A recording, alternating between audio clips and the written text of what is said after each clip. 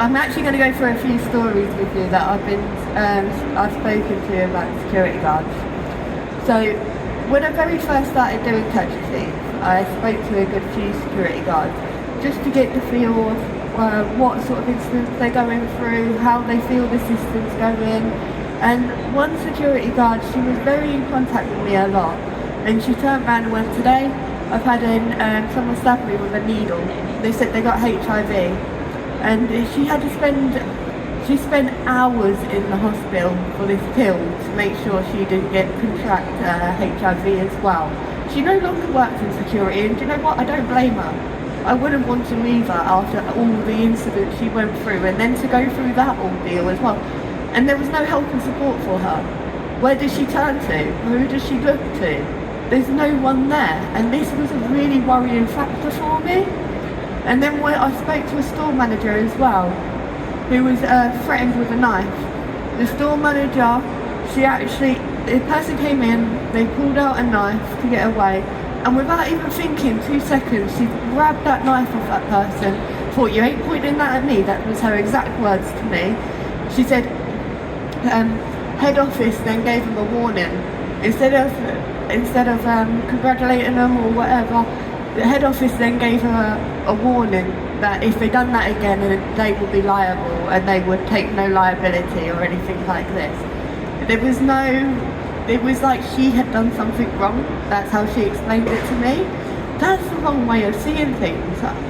And then we have a retail staff member as well, just doing the normal day-to-day duties and at the till. And you know, offenders came in, they've asked to see some whiskey. Now, this one knew he was going to get robbed. The guy had a motorcycle helmet on, but he was scared. He didn't know what to do. He's just a cashier, he just wants to do his job and he wants to get home safe. So they passed over the whiskey and that, like they tried to show him from a distance at first. And they turned around and was like, no, I want to see the bottle. So he's like, put the bottle on the thing. He's like, I want to see that one and that one as well. So he's put the bottles on there. The guy's picked up 3 bottles and he's gone to walk out. This store cashier then followed him. And he's gone, don't follow me, I've got a knife and I'll stab you. So he stayed back and he got the number plate. It was a clone number plate. The police closed that investigation within 6 days, even though he had been threatened to be stabbed. There's nowhere for no one to turn. So when they get threats like this, there's nowhere.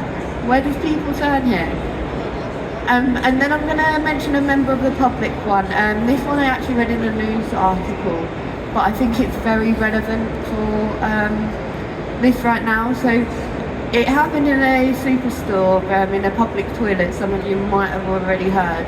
A group of youths attacked a member of the public in the toilet and told them to stop messing around because they were causing antisocial behaviour.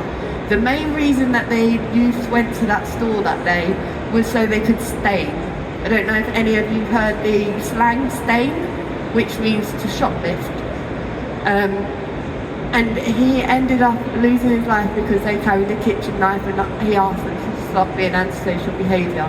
It is affecting everyone. It's affecting from security to the members of the public.